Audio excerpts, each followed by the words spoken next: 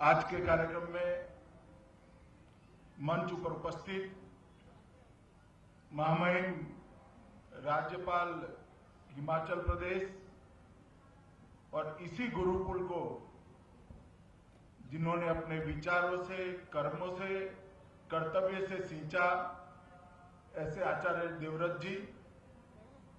हरियाणा के यशस्वी मुख्यमंत्री श्रीमान मनोहर लाल जी, भारतीय जनता पार्टी के राष्ट्रीय महासचिव डॉक्टर अनिल जैन जी, हरियाणा प्रदेश भारतीय जनता पार्टी के अध्यक्ष श्रीमान सुभाष बराला जी, डीएवी के अध्यक्ष श्रीमान पूनम सूरी जी, श्री अनिल विज जी, कैप्टन अभिमन्यु जी, श्रीमान धनखड़ जी, श्री कर्णदेव कंबोज जी, श्री कृष्ण पवार जी, आचार्य विजयपाल जी, श्री सुरेश भट्ट जी, उपस्थित श्री रतनलाल कटारिया जी, उपस्थित सभी महानुभाव और आज के 104वें वार्षिक महोत्सव में उपस्थित गुरुकुल के सभी विद्यार्थी और आर्य युवा सम्मेलन में पधारे हुए सभी भाइयों और बहनों, आज सबसे पहले इस धर्म क्षेत्र को, जहां महाभारत काल में विश्व को एक अनूठी भेंट भगवान श्री कृष्ण ने दी, गीता के माध्यम से इस धर्म क्षेत्र को मैं प्रणाम करता हूं और मैं कुरुक्षेत्र गुरुकुल का भी बहुत आभारी हूं कि आज इस वार्षिक उत्सव में मुझे यहां निमंत्रित कर एक यहां के बच्चों के जो सारे गुण हैं उसको परिचय लेने का मुझे अवसर दिया। मित्रों, बहुत समय हो गया, धूप भी कड़ी है, मैं लंबी बात करना नहीं चाहता, मगर मैं कुरुक्षेत्र गुरुकुल में हूं और यहां पर स्वामी श्रद्धानंद जी ने जो एक शुरुआत की है, एक बीज बोया था,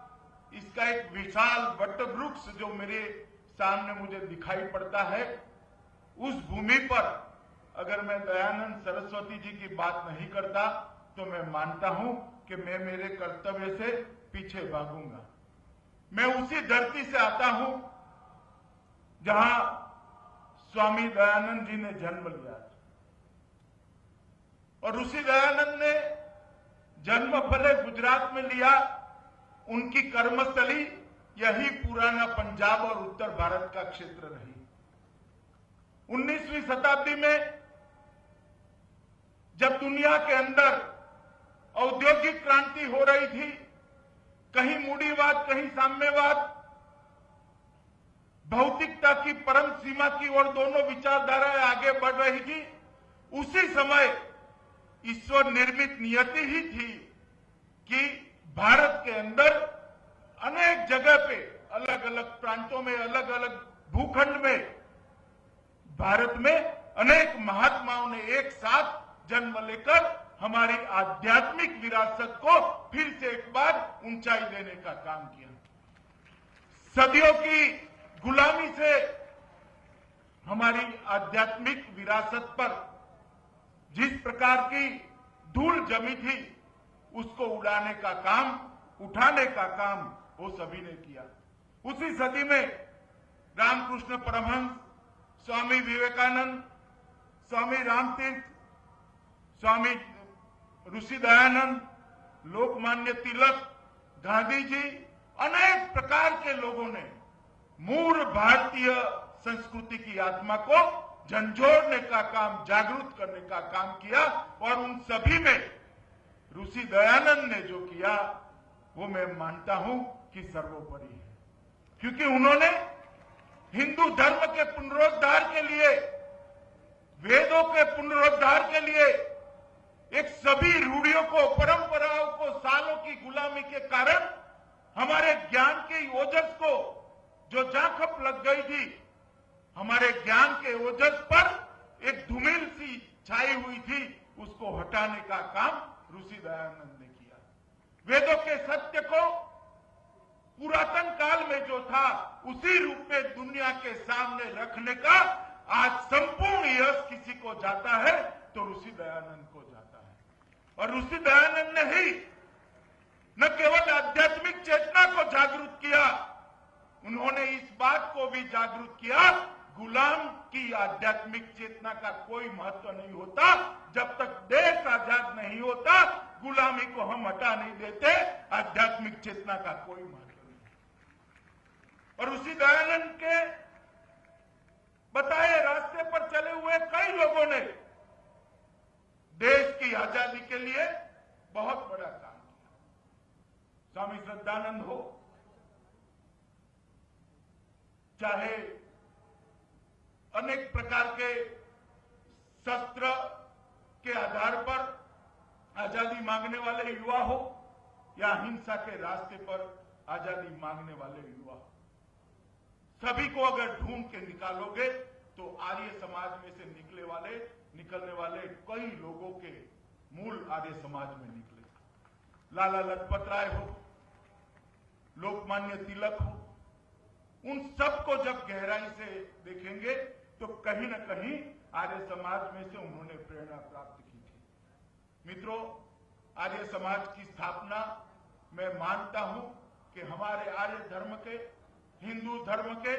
एक अर्वाचीन अवतरण के लिए बहुत महत्वपूर्ण घटना थी। 1875 में जो आर्य समाज को मुंबई के अंदर ऋषि दयानंद ने स्थापना की, आज पूरे न केवल देश, दुनिया का मार्गदर्शन करने के लिए सज्ज है। मित्रों, लोकमान्य तिलक ने दयानंद सरस्वती के लिए कहा था कि ऋषि दयानंद भारतीय आकाश के एक ऐसे जाजलमान नक्षत्र है जिनकी आभा के कारण ही स्वराज का विचार आज जनमानस के अंदर प्रस्तापित हो पाया है। जब राम प्रसाद बिस्मिल शहीद होते हैं तब भी कोई जाकर ढूंढता है कि उनकी प्रेरणा कहां से आई है, तो आर्य समाज से ही आई है। इतना ही नहीं, अस्पृश्यता, बाल विवाह, दहेज, विधवा विवाह की शुरुआत, स्वदेशी और आधुनिक शिक्षा, हमारे पुरातन संस्कारों के साथ की आधुनिक शिक्षा, ऐसे कई प्रकार के सामाजिक सुधार आर्य समाज के अनुयायियों ने किए। और ये पूरे उत्तर भारत के अंदर संस्कारों का एक वातावरण आर्य समाज के कारण निर्मित हुआ। हिंदी का महत्व बढ़ाने में भी आर्य समाज की बहुत बड़ी भूमिका रही। संस्कृत प्रचुर हिंदी का शुद्धिकरण, इसका तस्मसीकरण करने का अगर किसी को यश जाता है तो आर्य समाज को ही जाता है। और गद्य इस नई शैली में उन्होंने प्रस्तापित किया कि इसके द्वारा खंडन भी होने लगे, मंडन भी होने लगे और शास्त्रार्थ भी होने लगे। हिंदी में शुद्ध हिंदू धर्म की परंपरा खड़ी करने का काम आर्य समाज ने किया। उन्होंने एक नारा दिया था ऋषि दयानंद ने, पुनः वेदों की ओर चले, और वो नारे के कारण ही आज हम यहाँ पर खड़े हैं। स्वामी श्रद्धानंद और महात्मा हंसराज ने जो शुरुआत की, मुझे बताया गया कि कम से कम 1 लाख युवा आज ये आर्य समाज की तत्वाधान में हमारी मूल भारतीय संस्कृति की मूल आत्मा को साथ में रखते हुए आधुनिक शिक्षा लेने का काम कर रहे हैं। आचार्य देवव्रत जी आज तो गवर्नर हैं, हिमाचल के प्रदेश के महामहिम गवर्नर हैं, मगर इन्होंने इस गुरुकुल के लिए जो किया है उसको मैं भली भांति जानता हूं। एक व्यक्ति सालों तक, 30-35 साल तक किसी बगैर अपना कर्तव्य मानकर समाज के युवाओं को सही रास्ते पर ले जाने के लिए निस्वार्थ भाव से तपस्या करता है, तब इस प्रकार का आज गुरुकुल कुरुक्षेत्र जैसा वटवृक्ष दिखाई पड़ता है। और मित्रों, ऐसे कई आचार्यों ने गुरुकुल परंपरा में और आर्य समाज की परंपरा ने आगे बढ़कर देश की आध्यात्मिक धरोहर को संभालने का काम किया है, उसको और ऊंचाई देने का काम किया है। मित्रों, आज देश में एक ऐसी सरकार है जो चाहती है कि देश विश्व का सबसे समृद्ध देश बने, विश्व का सबसे ताकतवर देश बने, विश्व का सबसे सुरक्षित देश बने। ये सभी हम करना चाहते हैं, पर नरेंद्र मोदी के नेतृत्व वाली ये भारतीय जनता पार्टी की सरकार चाहती है कि समृद्धि तो आए, शक्ति भी आए, सुरक्षित भी बने, मगर इस देश की आध्यात्मिक ऊंचाई एक इंच भी नीचे न हो, बल्कि दिन प्रतिदिन बढ़ती जाए। अगर समृद्धि लाने के मोह में, ताकतवर बनने की आस में, देश को सुरक्षित बनाने की ललक में हम आध्यात्मिक धरोहर को गंवा बैठते हैं, तो हम आने वाली पीढ़ी के साथ और दुनिया को देने के लिए हमारे साथ सबसे बड़ी जो पूंजी है वो गंवा बैठेंगे। और मैं मानता हूं कि दुनिया को देने के लिए वेदों में बहुत कुछ पड़ा है, भारतीय संस्कृति में बहुत कुछ पड़ा है, और जिस दुनिया के अंदर बहुत सारी जो समस्या है वो समस्याओं का समाधान वेदों के अंदर है, भारतीय संस्कृति और हमारी परंपराओं में निहित पड़ा हुआ है। कभी न कभी विश्व को यही रास्ते पर जाना पड़ेगा। हम सबका दायित्व है। ऋषि दयानंद जी जो मार्ग प्रशस्त किया है, वेदों का पुनरुद्धार किया है और अर्वाचीन तरीके से हमारे प्राचीन संस्कारों को समाहित कर शिक्षा की जो पद्धति बनाई है, वो पद्धति को हम उसका संरक्षण करें, संवर्धन करें और उस दिन तक संभाल कर रखें जब दुनिया पूरी उस शक्ति को मानेगी। मित्रों, नरेंद्र भाई के नेतृत्व में जो सरकार चल रही है, वो सरकार देश को आगे बढ़ाने के लिए अहर्निश काम कर रही है। संयोग से ये साल पंडित दीनदयाल उपाध्याय जी की जन्मशती का भी साल। भारतीय जनता पार्टी की विचारधारा जहां से जन्मी वो पंडित दीनदयाल उपाध्याय जी का एकात्म मानव दर्शन है। पंडित जी ने व्यक्ति से लेकर परमेश्वरी तक को एकात्मता से कैसे जोड़ा जा सकता है और विकास तो हो मगर प्रकृति का विनाश न हो, ऐसे संतुलित तरीके से अर्थतंत्र को कैसे गतिवान बनाया जा सकता है। विकास तो हो मगर कुछ गिने चुने लोगों के लिए न हो। विकास की पंक्ति में अंतिम खड़ा है वो गरीब भी विकास की पंक्ति में सर्वप्रथम के बरोबर हो जाए, इस तरह अंत्योदय के सिद्धांत पर विकास की बात करी थी। और नरेंद्र भाई की सरकार ने, भारतीय जनता पार्टी की सरकार ने इस वर्ष को दलित कल्याण वर्ष के रूप में मनाने का तय किया है। मित्रों, मैं आशा करता हूं कि जिस प्रकार से श्री नरेंद्र मोदी जी देश का नेतृत्व कर रहे हैं, उन्होंने 2.5 साल के अल्पकाल के अंदर पूरी दुनिया को आश्चर्यचकित कर देने वाली गति भारत के अर्थतंत्र को दी है और देश को गौरव दिलाने का काम किया है। आज नरेंद्र भाई के ही प्रयासों का परिणाम था कि हमारी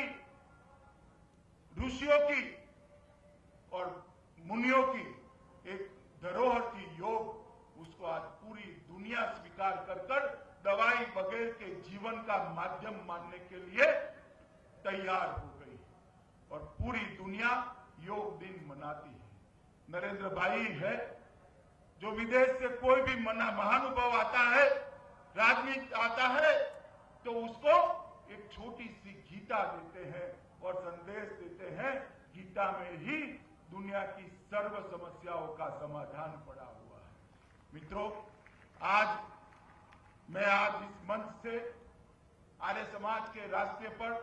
देश भर में करोड़ों परिवार चल रहे हैं, उन सभी को